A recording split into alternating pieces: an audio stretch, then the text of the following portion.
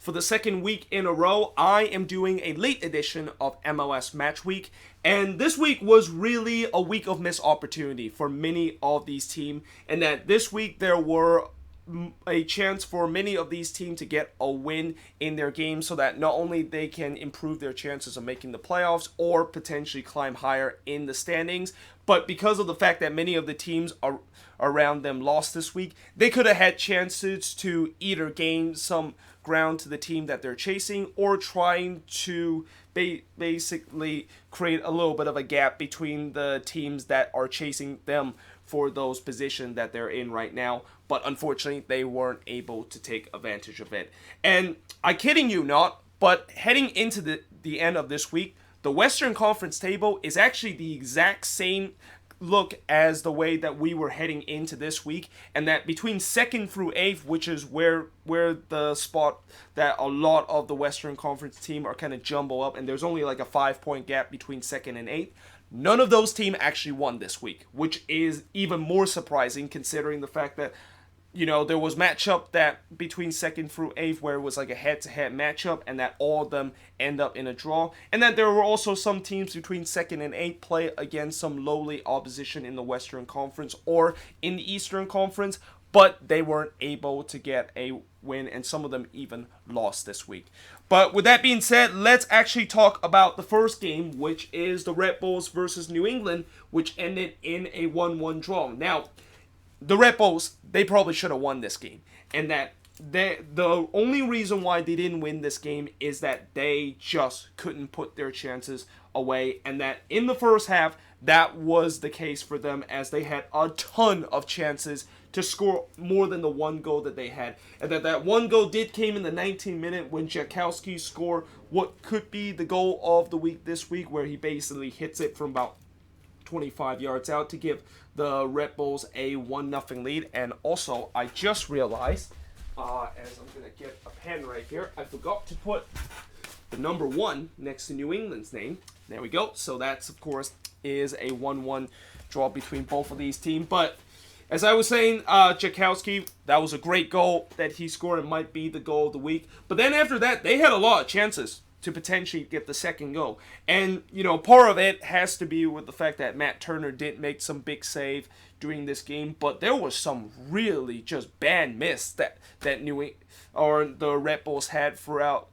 this first half, and that they should have been at least up 2 or 3-0 in this game. Now, in the second half, New England really started to woke up, and that, you know, in the first half, it was pretty much all Red Bulls, but in the second half, New England started to wake up, and when they woke up, they were able to, unlike how the Red Bulls took a while for them to finally able to put the ball into the back of the net after all those chances that they have, New England was able to take their chances in one of the few chances that they had in this game. And it was Gustavo Bo scores from Carlos Hill and Agudelo to tie the game up at 1 apiece. And then after that, again, the Red Bulls had a lot of chances to retake the lead, but they just could not quite do that. And in the end, it ended in a 1-1 draw between both of these teams, and that for the Red Bulls, they had 22 shots compared to 6 that New England has, 10 shots on goal compared to 4 that New England has, 4 shots off target compared to 2 that New England has, 8 shots that was blocked compared to none that New England has. Possession-wise is dead even between both of these teams, and that for New England, this is a good draw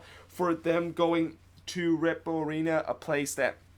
is not easy to get a point, and that they, of course, were able to get that. But if you're the Red Bulls, this has to be a very frustrating draw. Not only the fact that you had a lot of chances of potentially win this game, but like I said in the beginning, they were one of those teams that, you know, a couple of the team around them unfortunately didn't pick up resort, and that they could have, of course, got themselves a little bit higher in the table if they would have won that, but they couldn't do it because they, of course, did not get all 3 points in this game. But moving on into the next match is NYCFC winning 4-1 against FC Cincinnati. Now, you know, this was probably the most predictable result of this weekend because we knew that NYCFC was going to absolutely batter FC Cincinnati, which they did. However, it did come to in a very steep price, and that in the first half, 9 minutes in this game, James Sands actually got subbed off for NYCFC, and it looked like he suffered a serious injury, and that We found out today that he actually was diagnosed with a broken collarbone, which means that he could be done for the rest of the season, and that is a huge blow to this NYCFC team because James Sands, he has been one of the best defender, if not the best defender that this NYCFC team has. And now that he could be potentially be done for the rest of the season, that is a huge, huge loss for NYCFC if that is the case. Now, FC Cincinnati actually got on the board first, and it was Alan Cruz that scores from Guzman and Uriola to give them a 1-0 lead. And, at that point you're thinking, okay, yeah, FC Cincinnati got the 1-0 lead, and that, you might think, okay, maybe they can pull off a little bit of a shock. Yeah, that's when NYCFC basically just tell FC Cincinnati that, yeah, you have your fun. Now we are going to show you why you are probably going to get destroyed, and that why we are predicted by many people that this is going to be a demolition against you. And that demolition all started when Castellanos scores from Maxi Morales to tie the game up at 1 apiece. Then Hebert scores from Castellanos and Morales to give them a 2-1 lead. And that has to be a huge blow to FC Cincinnati because, that goal came right before halftime. And just as they thought that, they could head to halftime with a 1-1 draw, which would be a very good kind of outcome for them heading into halftime. They concede late in the first half, and that they of course find themselves down 2-1, and that all that confident of them potentially maybe get out of this game with a point was all lost, and that in the second half Castellanos scores his second goals to give NYCFC a 3-1 lead. Hebert then, of course, add the cherry on the top in the 89th minute to confirm a demolition job that NYCFC put on FC Cincinnati. And in terms of shots in this game, it was actually pretty even. Both teams had 12 shots in this game, 6 shots on goal compared to 5 that NYCFC had. 5 shots off target for both team, 2 shots that was blocked compared to 1 that FC Cincinnati has, and possession-wise, 59% possession compared to 41% possession that FC Cincinnati has, and that, this is just one of those games that it's proven that, the quality of a team just is really the reason why the team actually won, and that FC Cincinnati just does not have that kind of quality to really try to go at NYCFC. Although, like I said with NYCFC, as much as this is definitely a good win against FC Cincinnati, the fact that they, of course, lost James Sands to what looked like could be a season-ending injury is a huge blow to not only their chances of getting into the playoffs, but also, not only the fact that they have a chance to maybe get into the top 3 spot and maybe earn a bye heading into the playoffs, but their playoff kind of or not their playoff, but their MLS Cup kind of contention might be ruined because of this. But moving on into the next match is the crazy match of the week. Now, I can look at this game in 2 ways. I can look at this and say that this was one of the most incredible comeback from FC Dallas, where they found themselves down 3-0 as we were approaching the hour mark, and down 3-1 heading into the last 5 minutes of this game, and yet somehow they were able to basically pull this one back to honors even, and that they were able to get a free draw in this game. The other way I can look at this is that this was a massive choke job by Montreal, and I'll let you interpret how this game can be interpreted in the comments below of whether or not if this was just an incredible comeback for FC Dallas or the fact that this was a massive choke job by Montreal. Now, Montreal, in the first half, they got off to a great start, and it's that guy again, Lassi Lappinen, who of course has kind of disappeared in these last couple of games, kind of re-emerge in this one with him scoring the first goal in this game to give Montreal a 1-0 lead. And before halftime, Lappinen scores once again to give Montreal a 2-0 lead at that point. It would then be 3-0 heading into the second half when Okwanko scores from Taidir and Lappinen had a very good game in this one. And that, if Montreal would have not drawn this game, I think he could definitely be a guy that could be a good shout of player of the week this week. But after that, little do we know that this was a start of a collapse by the Montreal Impact. And it all started in the 59th minute when Odrzeski scored his first ever goal for FC Dallas to pull within 2 goals in this game. And then Ziegler scores a penalty after Dallas, of course, won a penalty to set up a grandstand finish. And then as the clock was winding down and just as we're about to head to stoppage time, Ryan Holland's head hits a corners in to tie the game up at 3 apiece. And that, of course, is the final score of this game as Dallas complete a miraculous comeback in this game, and that Montreal complete one of the biggest choke job you will see in a regular season game. And in terms of the shots in this game, Montreal had 9 shots compared to 14 that Dallas had, 4 shots on goal compared to 7 that Dallas had, 3 shots off target compared to 4 that Dallas had, 2 shots that was blocked compared to 3 that Dallas had, and both teams had 50% possession. But, coming out of this game, I'm pretty sure Dallas would be the more happier side, and the fact that, at least they get a point out of this and that they stay in that playoff race in the Western Conference, and that they, of course, stay, I believe, within 1 point of Portland in terms of being below the red line, or right where the red line is. This is definitely a good result for them. And as for Montreal, this is definitely a result that I would really fear for their chances of making the playoffs this season. And that, I know I said before how this team has a lot of home games down the stretch. I believe they actually have the most home games out of anybody in the Eastern Conference. But you got to think the fact that with them just struggling so much in these last couple of games, and that they haven't really like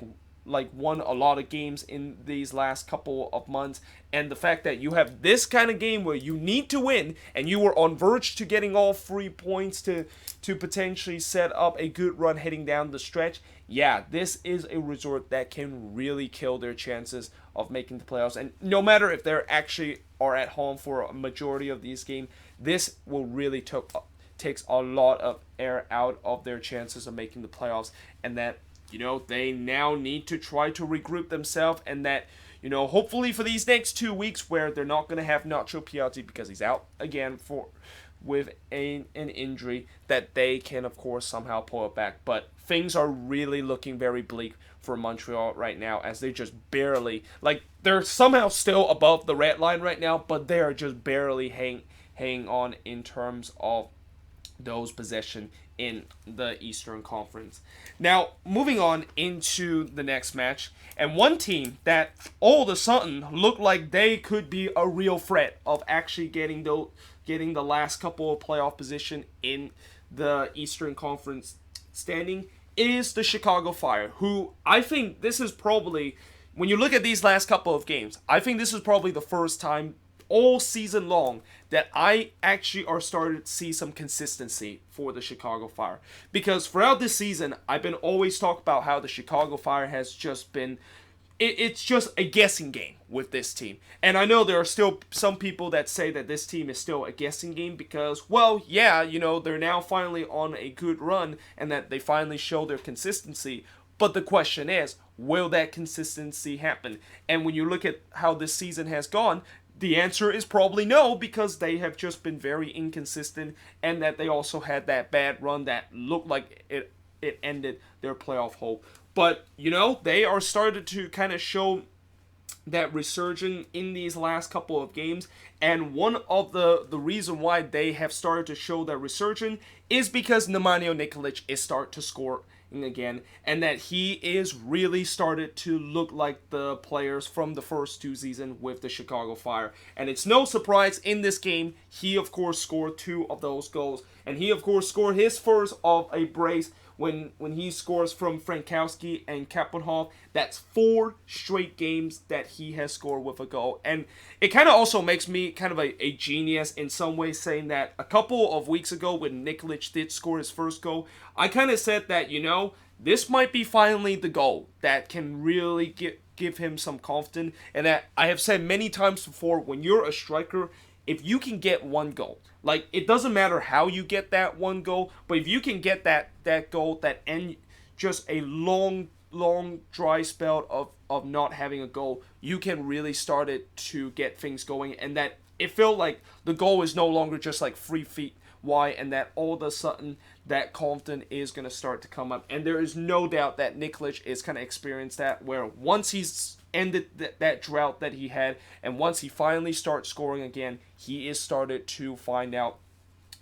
his form that he was in for the first 2 seasons with the Chicago Fire. And heck, even in his inaugural season where he was, or in his first season when he was with the Chicago Fire, where he of course won the Golden Boot. And 7 minutes later, guess who scored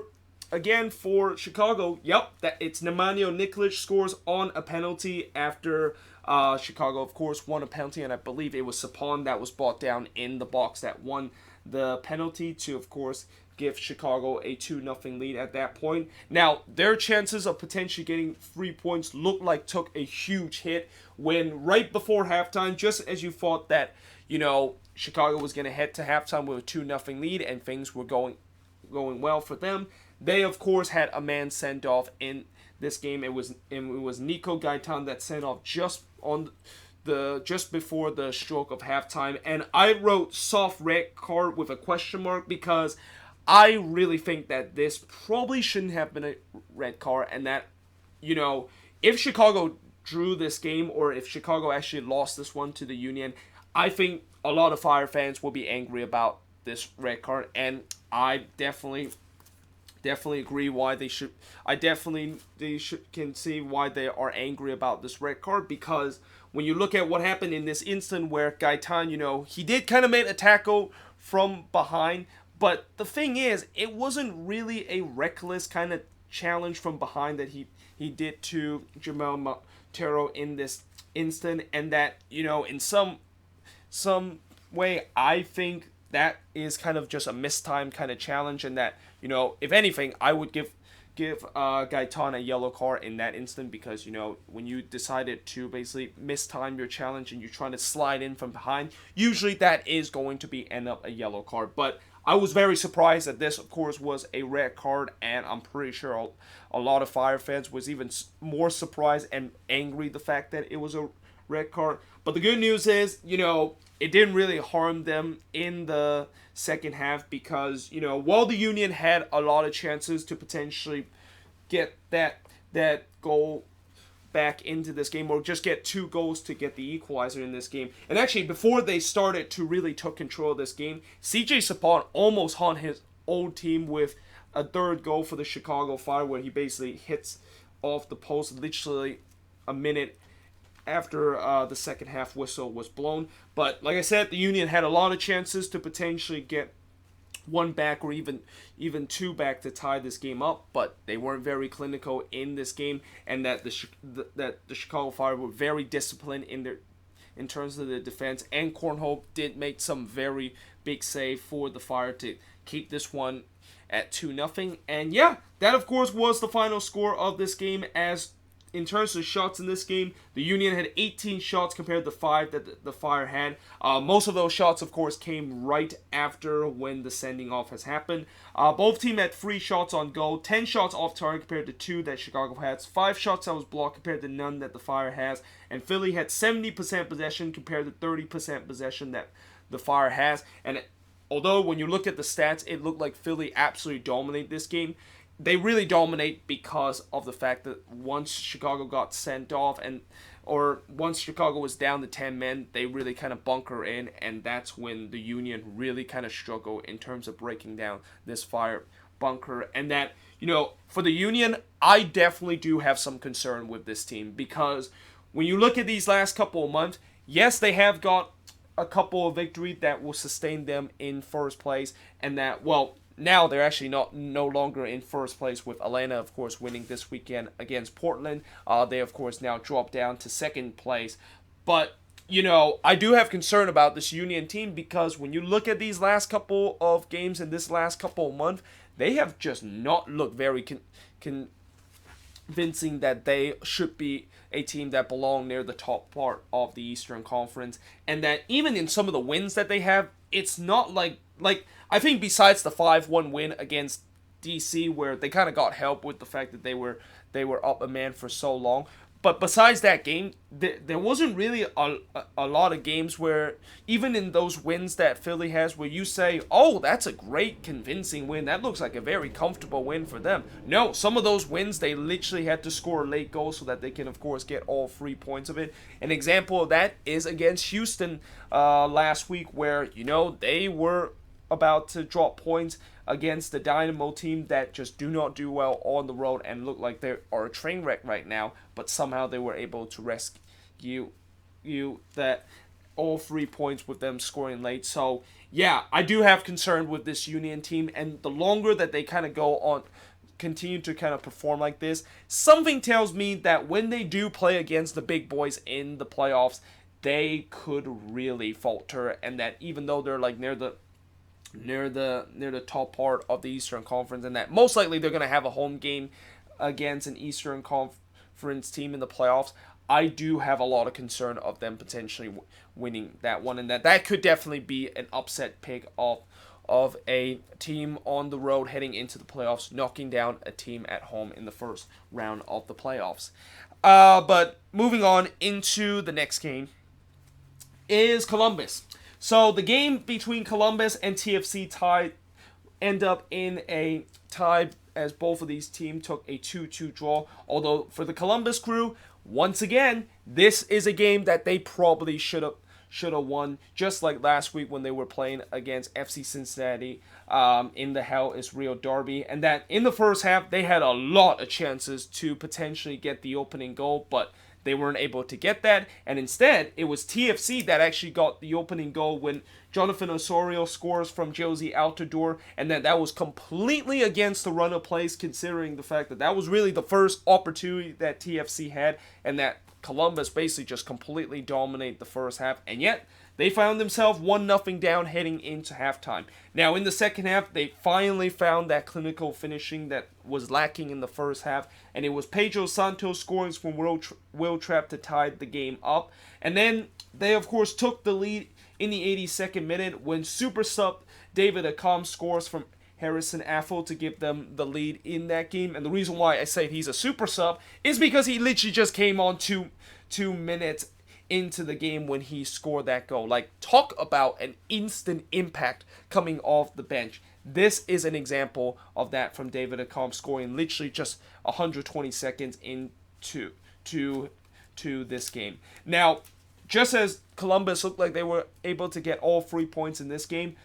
they unfortunately did blew the lead late in this one, and then it was Josie Altidore scoring from Aro and Delgado to tie the game out at 2 apiece. And that is how this game, of course, finished with the shots in this game. Columbus had 12 shots compared to 7 that TFC had. 4 shots on goal compared to 3 that TFC had. 7 shots off target compared to 3 that TFC had. Both teams had 1 shot that was blocked. And possession-wise, 55% possession compared to 45% possession. And that for TFC, I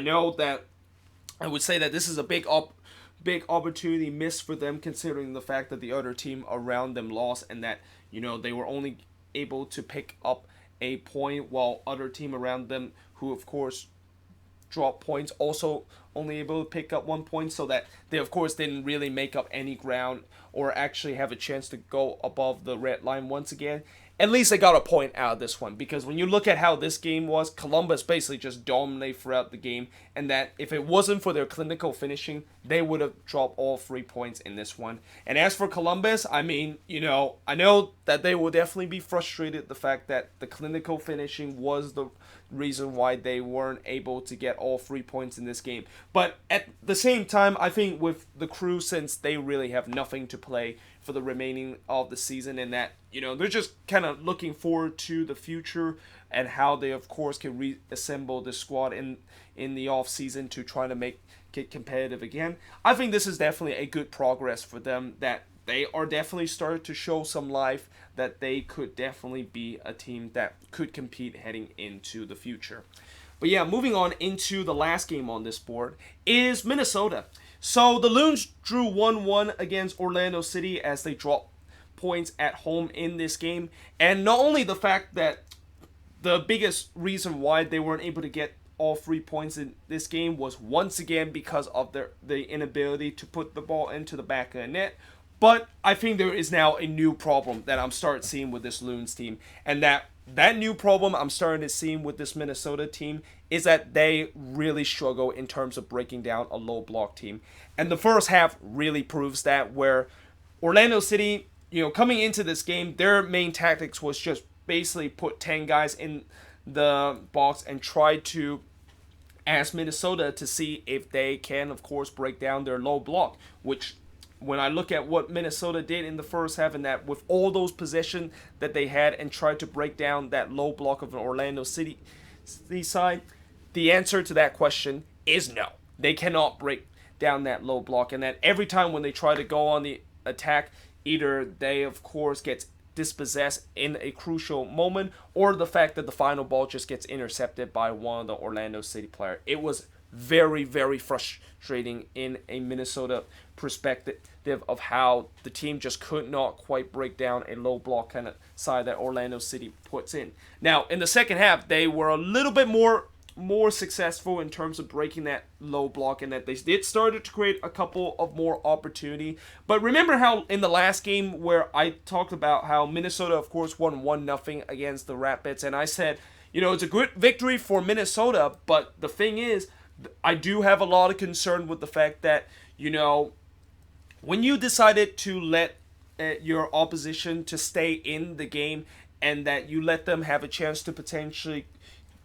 put a sucker punch on you at any point of the game, that is something that Minnesota just cannot afford to do, because all it takes is that if Colorado gets like one lucky bounces in that game, or maybe able to get behind that Loons defense once, they would have had a chance to get the equalizer. And lo and behold, in this game against Orlando City, it was once again the case where, Minnesota let Orlando City hang into this game, and that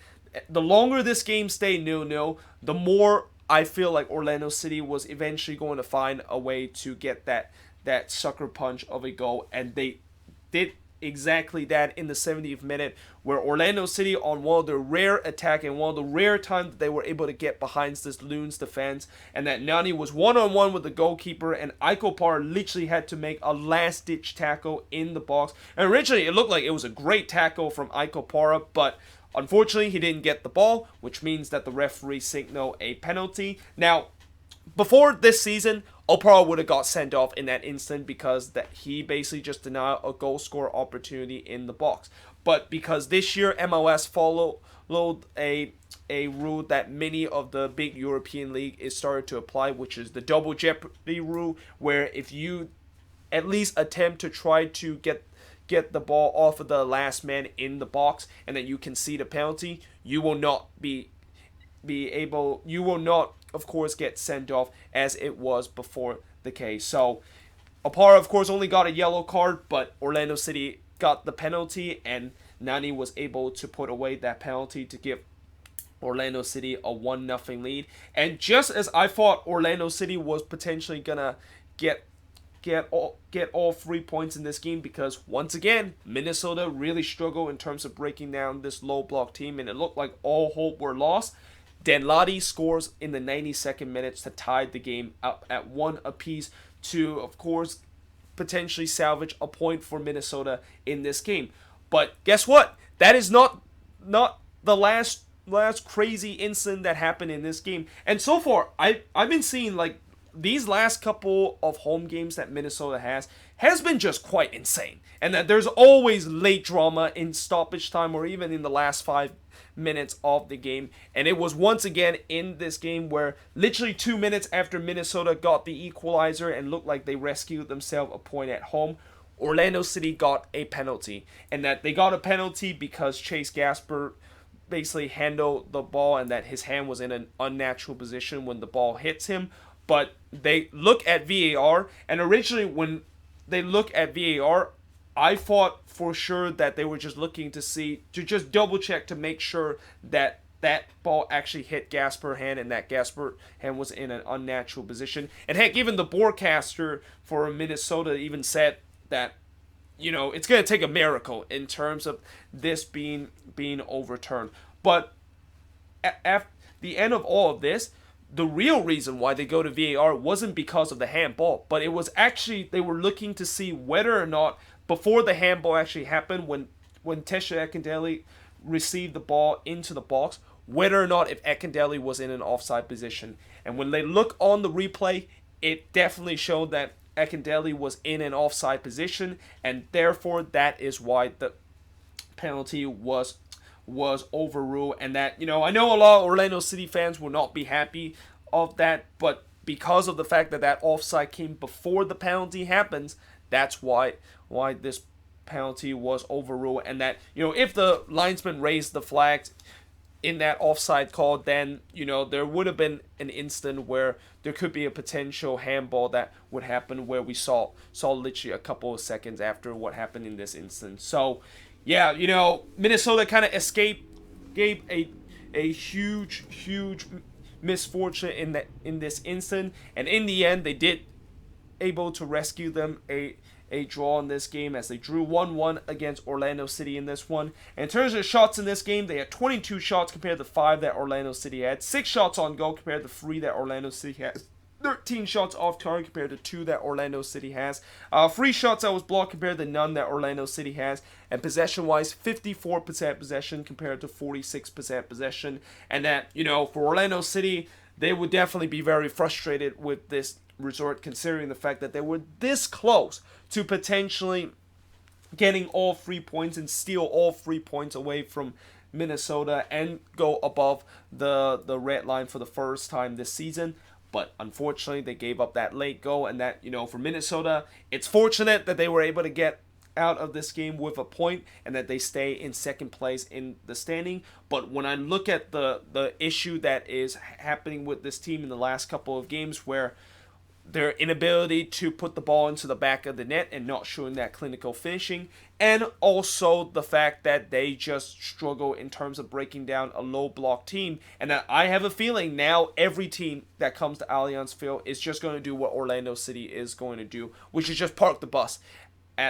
on the road and hope that Minnesota will not break them down, because that is something that they just cannot do right now. And unless if something changes, and unless if some of those attackers like Quintero or Finley or even young Gregish can show that moment of brilliance to try to break down a low block, I really have some serious doubt about Minnesota not only contending for the playoff position, but also maybe even making the playoffs this season. Because as much as I know they're in second place in the standings, and how I'm saying that their chances of making the playoffs is still in the balance, they only have a 5-point gap in terms of them being in second and dropping below the red line. And as I mentioned before, they have a very, very tough schedule heading down the stretch, where they still have to play LAFC twice, both at home and also on the road. But yeah, that being said, let me now switch the board now and look at the last 6 games that happened in this match week number 23.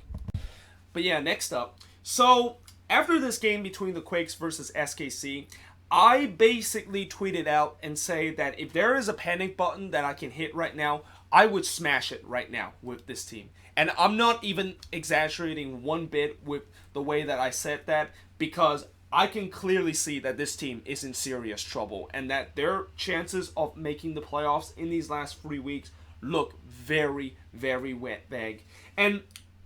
when I look at this team in the last couple of weeks, a lot of people say that the biggest reason why they are starting to drop points and losing game is that they just couldn't put the ball into the back of the net when they really need to. Well, that of course has been a big problem that we've been having in the last couple of weeks, and generally throughout this season, where for most games we haven't really looked very clinical. I think there is a new problem that I'm starting to see with this team, and that new problem I'm starting seeing this team is that they started to look way too complacent in the second half, and that they tend to run out of gas in the second half, just like what we saw in the previous seasons with the Quakes. And that for the last 4 games, I think they have been significantly outplayed by their opponent, and that when you get outplayed by your opponent in the second half pretty much every single game, you know that you are seriously in deep trouble, and that there is not a big surprise that your team, of course, would start to drop points and losing game during those stretch. Now, in the first half, the Quakes, they, of course, outplay SKC in the first 20 minutes, and this has been kind of thing with the Quakes where the first half of the last couple of games, they has just looked amazing. Like, they have absolutely outplayed their opponent, and that they, of course, looked like they were going to get an easy win after what we saw in the first half. And unlike where in the last game against Colorado, where we looked so good in the first half, but we weren't able to get a goal because of our bad finishing, this game we did get that goal that we deserved, and it was Wando that scored on a header from Espinoza. And with that goal, Wando have now scored 10 straight season with double-digit goal. I mean, that is something that not only is super impressive, but I think that is something that is going to be really hard to break. Like, even when you look at the goal scorer in the league right now that, of course, are always averaging like 10 goals per season, you know, guys like maybe Vela and Martinez that can, of course, score 10 goals per season for every season. I think it's going to be very hard for those guys to keep doing that for 10 straight season. And definitely for Vela, I don't think he's going to break that record unless he can continue to score 10 plus goal until he's 38 years old. And with Joseph Martinez, maybe if he, of course, can stay healthy and he can continue to score goals like that even into his mid-30s. But the fact that he can score 10 straight season with double-digit goal, like, a lot has to go right with you. Not only you need to, of course, score goals doing those 10 straight season, but you got to also make sure that you don't get done with a serious injury through one of those seasons. Otherwise, it's going to damage your chance of potentially getting 10 plus goal a season. So what an achievement that is for Wando. And not only this is just another achievement and another record of what he's already had, like a whole bunch of record that he's currently owns right now. But, you know, he is definitely going to go down as one, if not the greatest striker that we have ever seen in this league before. And I hope once he retires, he better get a statue right outside of Avaya Stadium. Like, the first statue ever built outside of Avaya Stadium has to be Chris Wondolowski because of the way he has not only been a club legend and been with this team pretty much throughout his whole career, but the way that he has just carried this team numerous times, yeah, it is absolutely incredible to see. Now, despite that, the fact that Wando, of course, gave the Quakes a 1-0 lead, I thought the Quakes would potentially get the second goal because they were by far the better team and they got rewarded with that goal. But instead, SKC started to come back into the game, and then in the second half, it was all SKC. And they, of course, start to they started to get back into the game in the second half, and that they were rewarded that with the equalizer in the 50th minute when Feilhaber scores for Madrinda and Russo. Then 26 minutes later, Graham Smith scored his first ever goal in MLS career, and that he was kind of very fortunate with this goal because when Russo hits this free kick, it actually hits off the crossbar, and that he was basically in the right place at the right time to basically get that one off the post and get it on the rebound to chest it into the back of the net. And just like that, SKC, of course, take the 2-1 lead, which they were able to hold on into this game. And that this was the first time this season that SKC was able to come back from a deficit at halftime to win a game. I mean, if it wasn't frustrating enough for the Quakes to drop all 3 points into this game and blow a 1-0 lead, we just did it to a team that have never been able to overcome a deficit at halftime and overcome adversity throughout the entire season. And when you look at the shots in this game, there were a lot of shots for both teams. 19 shots compared to 25 that the Quakes had. But once again, here is the thing that I think a lot of people need to focus, and that, of course, is the shots on goal, where SKC had 6 shots on goal compared to 3 that the Quakes had. And this was another game that showed you that despite the fact that the Quakes had tons of shots on the stat sheet, they only have like few that actually goes on goal, and that they just take way too many shots outside of the box, or they just don't even like when they, if they're trying to take shots inside the box, they basically missed it by a mile. that also is a good example of showing that they are just not clinical whatsoever. 11 shots off target that they had compared to 9 that SKC had. 11 shots that was blocked compared to 4 that SKC had. And the Quakes had 58% possession compared to 42% possession that SKC had. And there is no doubt that I am really starting to worry about this team's chances of making the playoffs. I mean, they're only, I think, 1 point or 2 points ahead of FC Dallas in terms of them being below the red line. And I know the Quakes do have a game in hand over pretty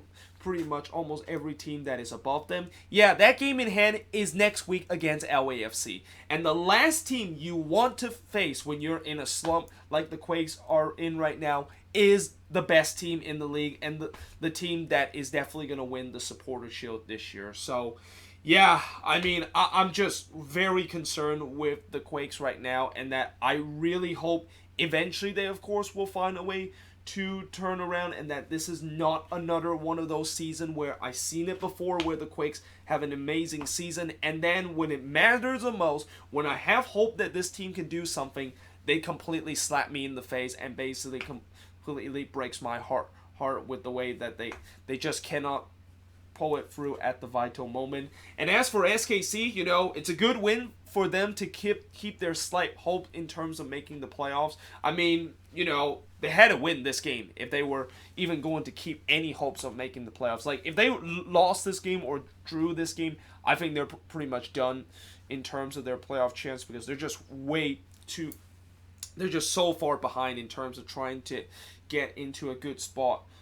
of potentially overtaking a couple of teams to get above the red line. But, you know, for SKC, for the remaining of the season, I think they just have no margin for error whatsoever, and that all these games, when they have to face against teams that is either above the red line or the team that they're fighting to try to get above the red line, they have to win against them. Because if they lose even one of these games, I think they're done in terms of their chances of making the playoffs this season. Now, moving on into the next match, speaking of a team that could be done in terms of their chances of making the playoffs, Houston might be one of those teams. And although they, of course, did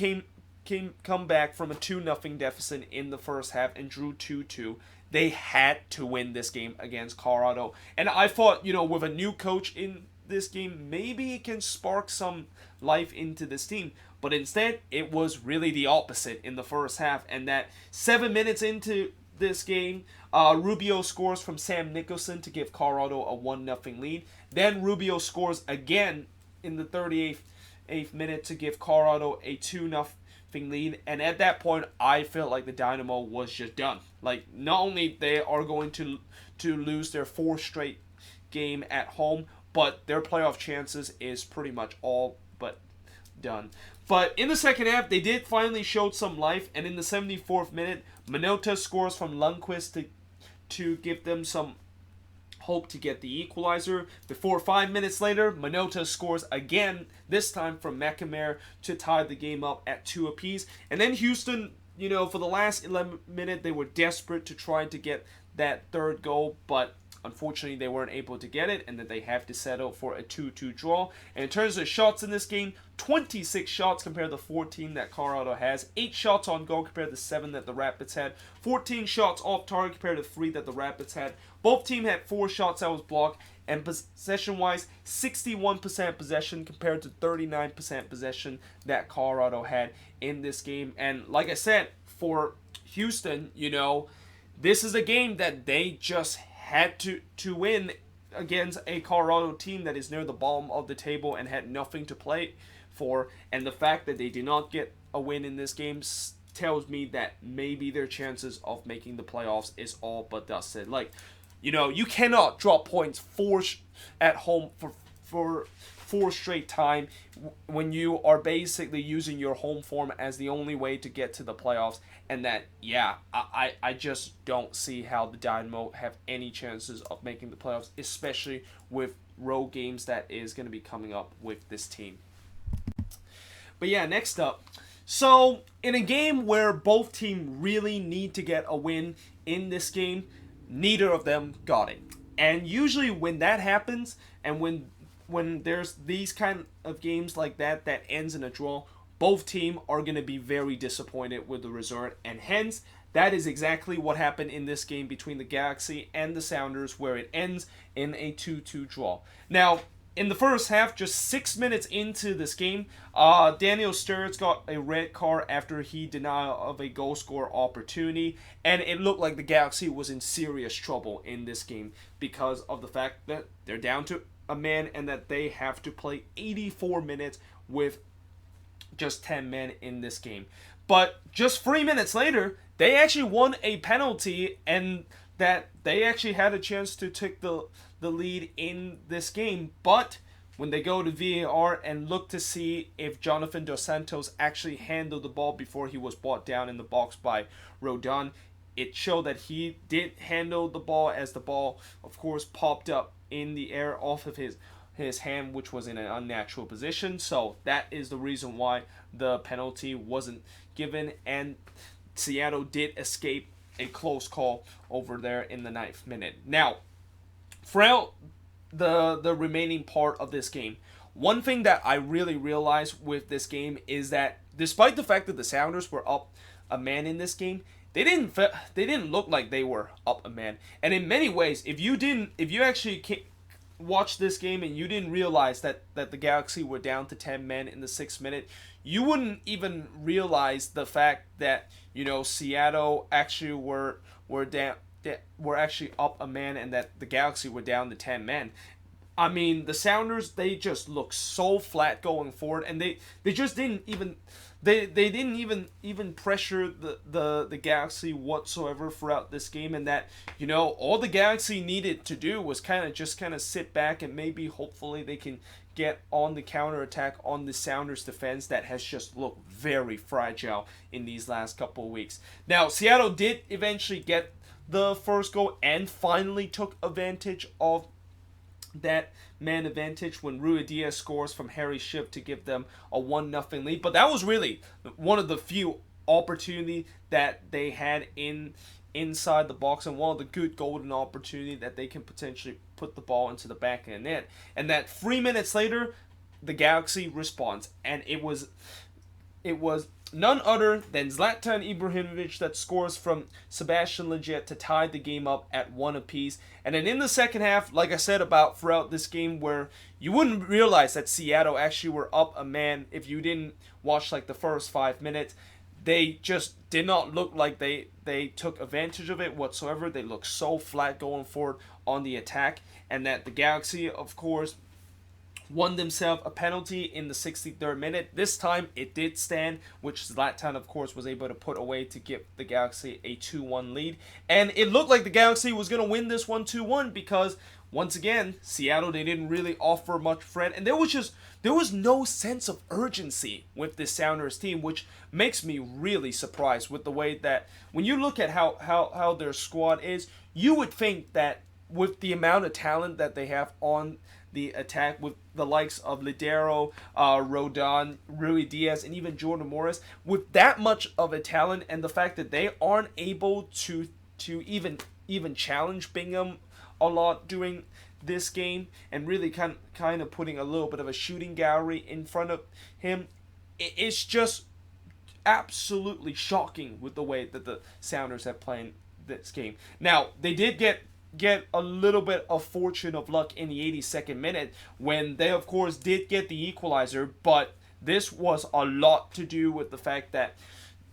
David Bingham made an absolute shocking goalkeeping howler where he decided to kind of come off his line when he didn't need to do so, and that as he basically trying to punch that ball away, it goes straight into that punch actually took a ricochet off a Skelvik, or actually it wasn't really a punch, but he was trying to like kick the ball away, but it kicked right into Skelvik, who basically took a wicked ricochet back toward goal, and just like that, Seattle, of course, got the equalizer in a goal that clearly should have not happened if David Bingham did not decide to charge upfield and think that he's Manuel Neuer to try to kick that ball away. So, yeah, that of course was the final score of this game, as the shots in this game, 21 shots compared to 8 that the Galaxy had, 6 shots on goal compared to 4 that the Galaxy had, 7 shots off target compared to 3 that the Galaxy had, 6 shots that was blocked compared to 1 that the Galaxy had, and possession-wise, 61% possession compared to 39% possession, and like I said earlier, I don't think either of these teams will be very happy with the result. For the Galaxy, yes, you were down a man for 84 minutes, but you also gave up a goal that clearly should have been prevented, and if it wasn't for some crazy kind of thing that Bingham did in that instant, they should have walked out of this game with a 2-1 win instead of drawing 2-2. And as for Seattle,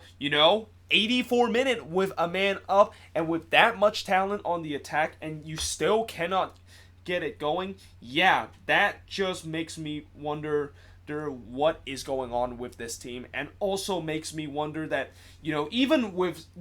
most of their starters back in this team, like, you gotta also keep in mind,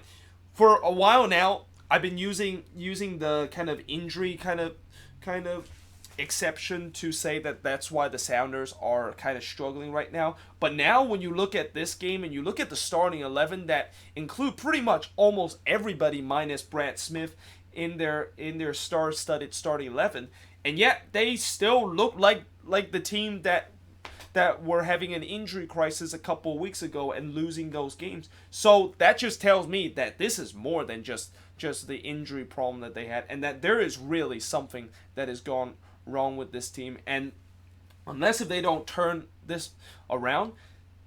they might actually miss the playoffs. And that is something that I don't think I would have even dared to say with the Sounders a couple of weeks ago, or even throughout this season, where everybody thought that they were locked to make the playoffs. But now they're in 5th spot in the playoff race, and that I also have heard that they still have a lot of games that they have to play against teams that is currently above the red line. If they continue this slump, they can really find themselves below the red line, and that this could be the first time ever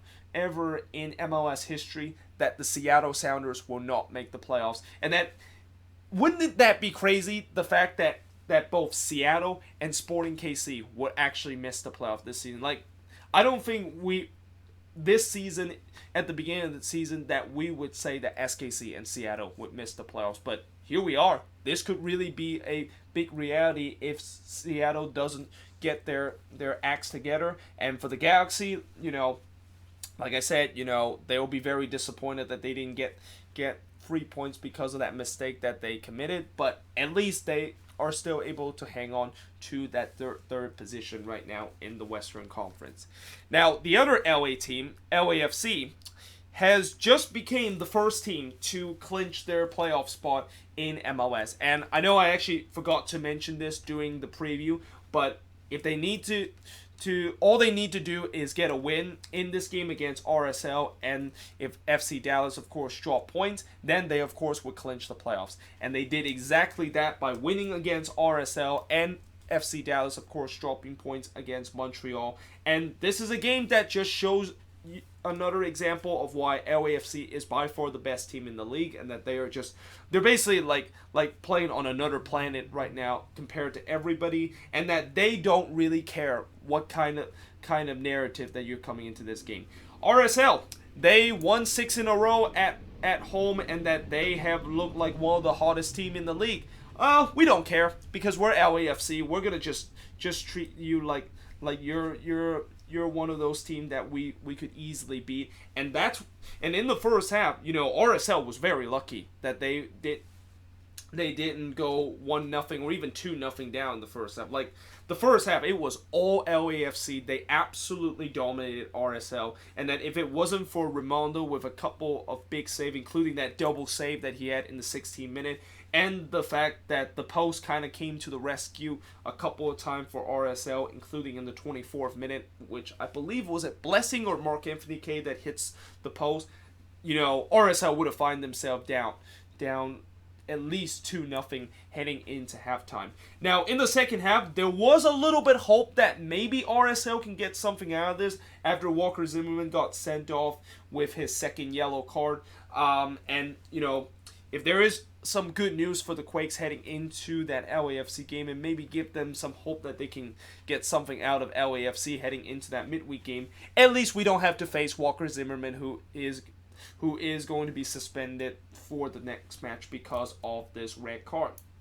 And, that, of course, did give some hope that RSL maybe can pull it off with them getting a man advantage. But keep in mind, like I said, this is LAFC, who is just playing out of their mind. And even when they're down to 10 men, they still look like the more threatening team. And that in the 64th minute, they actually draw a penalty where Herrera, of course, brought down Carlos Vela. And I actually wrote double jeopardy implied with a question mark, because I really felt like, I talked about how in that Minnesota versus Orlando City game where Ike Opara basically tackled Nani in the box, and Nani was the last man, and Opara, of course, only got a yellow card because of the double jeopardy rule. Well, it's kind of the same case here with, I think Herrera brought down Vela, and Vela, of course, was the last man in the box. So if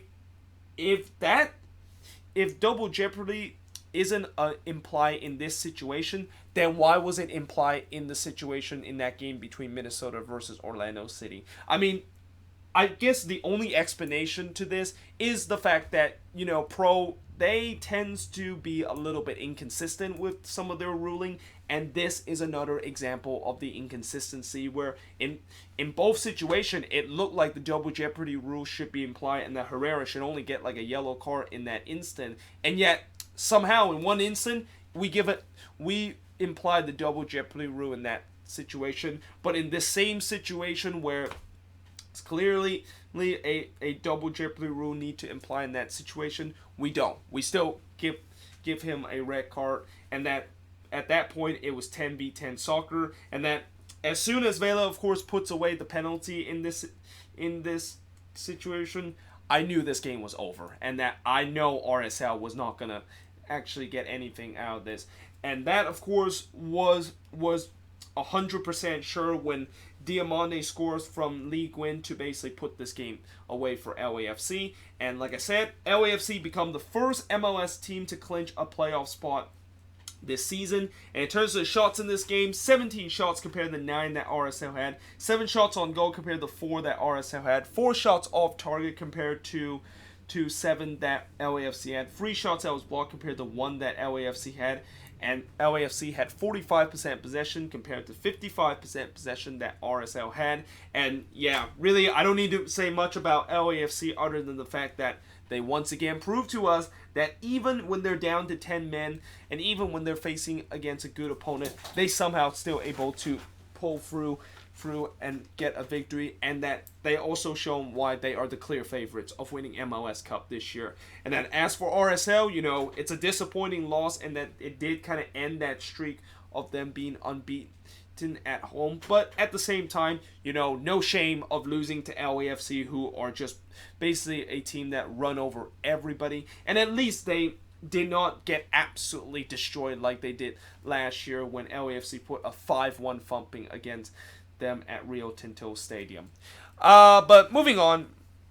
into the next match, as my pen over here is start to die a little bit, is DC. So just as you thought that DC has turned a corner, and just as you thought that maybe finally they can start to go on a bit of a run so that they can maintain in their top 4 spot in the playoffs, they do this. They lose 1-0 on the road against Vancouver. And it's not just any Vancouver team. It's a Vancouver team that is dead last right now in the Western Conference table. And yet, they score the only goal in this game, and it was Jordi Reyna that scores from Talbot to give them the 1-0 victory. And in terms of the shots in this game, 24 shots compared to 8 that Vancouver has. And I know when you look at the shots, you're thinking, well, DC, this was just one of those games that they just could not put the ball into the back of the net, until you realize that they only had 2 shots on goal compared to also 2 shots on goal that Vancouver has. Just like the Quakes versus SKC game, and just like how the Quakes put up 25 shots but only had 3 shots on goal, and that they were just shooting from everywhere outside the box. it was the same case for DC, where most of the chances that they had weren't really just any chances, and they would just keep blasting the ball that was nowhere near goal, and that the shots off target, 14 shots off target compared to 4 that Vancouver has, 8 shots that was blocked compared to 2 that Vancouver has, and DC had 65% possession compared to 35% possession, and that right now there's still a lot of doubt with this DC team, and that, you know, again, just as I thought that they turned a corner in that last game against the Galaxy and think that they finally can go on a run, they, of course, drop an embarrassing loss to one of the worst teams in the league. And that, you know, if this team is going to make the playoffs, I don't think they're going to last there very long, because there's just still so much question in terms of the attack of this team, and that it's hard to believe. Like, of all the shocking things that I've seen this season with many of these teams, one of the biggest shocking thing I'm seeing with this season is that DC has really had problem in terms of scoring. And to have a attack that featured the likes of Wayne Rooney, Lucio Acosta, and also Paul Arriola, that should not be an explanation of why exactly this team is struggling to score. And then I think the only logical explanation of why they're struggling to score is most of their stars are underachieving. And that Wayne Rooney clearly is underachieving this year, and clearly is literally like halfway about to leave DC United and have 1 foot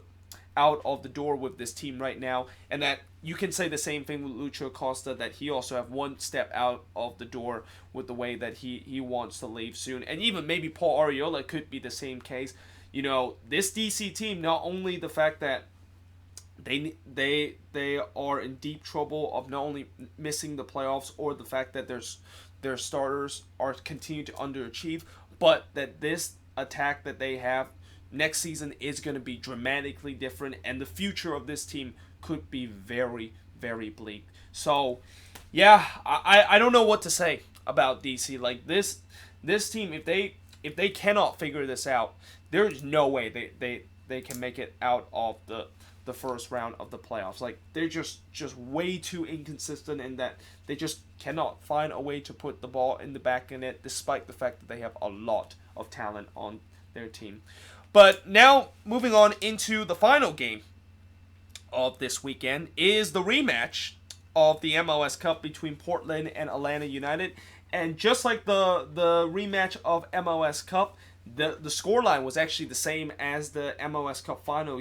last year, as Atlanta United winning 2-0 against the Portland Timbers. The only difference is Atlanta, of course, did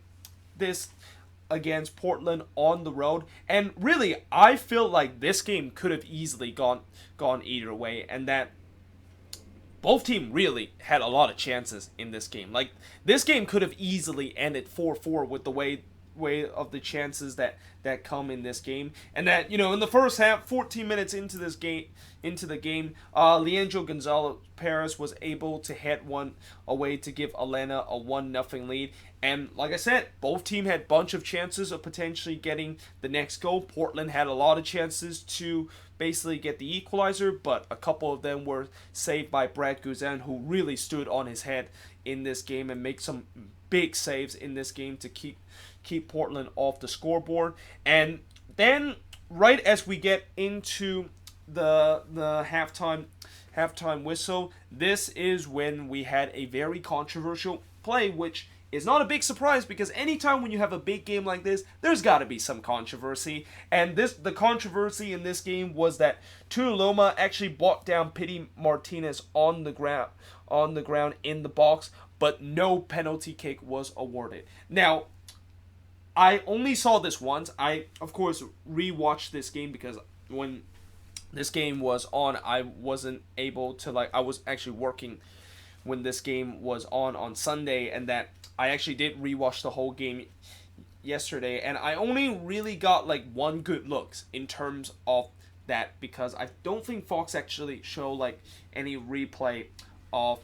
the incident. And when I look on the highlights and even look at the condensed version, I didn't see the replay of this. But I have heard a lot of people say that it should have been a penalty, and that I also heard a lot of people said that Tuiloma should have been sent off because of that. Although I think, like what I said about the RSL versus LAFC game, and also in that Minnesota versus SKC game, Tuiloma, when he brought down Pity Martinez in the box, I feel like, if that was going to be a foul, I don't think Tuiloma would have been sent off because of the double jeopardy rule being implied. But if that is the case, then Atlanta, of course, should have got the penalty, and that they should have been up 2-0 heading into halftime. Now, they did made it 2-0 thing in this game, and they actually made it 2-0 very quickly, because 45 seconds coming into the second half, Joseph Martinez scores from Julian Guesso to extend his record of 11 straight games with a goal. I mean, what can we say about Joseph Martinez that hasn't been said about him? Like, he has clearly been a guy that is on a mission to not only maybe even break his own record in terms of the most goals per season, but trying to make more record and maybe even chase down Carlos Vela in terms of the Golden Boot race. And Portland for the latter part of this game continued to have a lot of chances to potentially get one back, but Atlanta did a good job in terms of defending. And really, I thought with how open this game was, I really thought maybe that favorites Portland a lot, with the way that they tends to like a game that is open and tends to like to hit teams on the counterattack, which they did it a couple of times in this game to Atlanta. But the only problem for them is that as much as they were pretty successful in terms of doing that, they had no final product, and that they just could not put the ball into the back of the net. And really, in short, this was a game where one team put the ball into the back of the net and able to get all 3 points, and the other had a lot of chances but couldn't put the ball into the back of the net, and that is the reason why they lost this game. Now, the shots in this game, Portland had 16 shots compared to 19 that Atlanta has. Both teams had 5 shots on goal. 7 shots off target compared to 12 that Atlanta has. 2 shots that was blocked compared to 4 that Portland has. And both teams had 50% possession in this game. And that, for Atlanta, this is another statement win. And it's clear that I think after this win, we can safely say that Atlanta is back. And that this is definitely bad news for every single team in the Eastern Conference, seeing Atlanta being such a force, and that it looked like with the way how the Eastern Conference is, and that many teams in the Eastern Conference are still having a lot of problem, it seemed like Atlanta might be one of the few teams that might have answered some of the problems that they had, and look like they have a very easy path of returning to MLS Cup. Now, as for Portland, they of course lost this game, which is their second loss this season at home, and that I know Portland fans are going to be a little bit concerned with the fact that they drop all 3 points at home, and they can't afford to drop many points at home if they want to get above the red line or get near the top part of the Western Conference. But the good news is, since pretty much every single team between 2nd through 8th actually lost this week, or they didn't get a win in this week, they still stay in a pretty good position where, if they can win most of their home game for the remaining of the season, I can really see this Portland team being in the top 3 of the Western Conference. But yeah, there you have it. That is pretty much it for the preview, or for the review of this match week. The preview for the next match week, which is Heineken Rivalry Week, and the week where we're going to see all the big derbies games that's going to be happening starting in the middle of the week, and then in the weekend matchup. I of course will do the preview for those midweek games next. But yeah, hope you guys enjoyed this video, and I will see you guys next time.